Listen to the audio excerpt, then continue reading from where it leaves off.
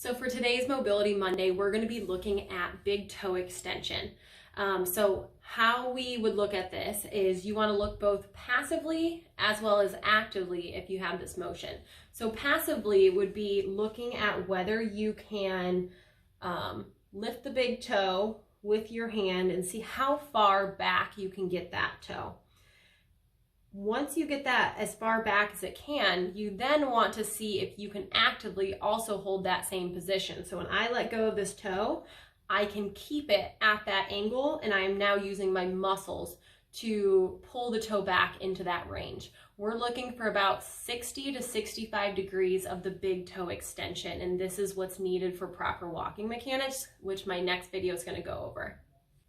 So why is big toe extension even important? So let me go over just the basics of the foot. So the foot is awesome in the fact that it can live in two different states.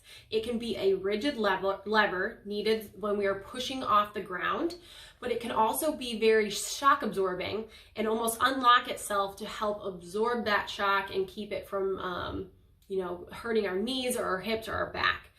So the big toe comes into play to help actually in the locking phase. So when our big toe comes up, it raises the arch, locks the foot, and allows us to push off the ground in the way we were meant to.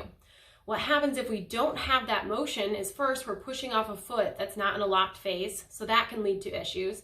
But it also causes us to roll around the big toe, sometimes pushing off more through the smaller toes, which can lead to neuromas, metatarsal pain, bunions, plantar fasciitis, you name it.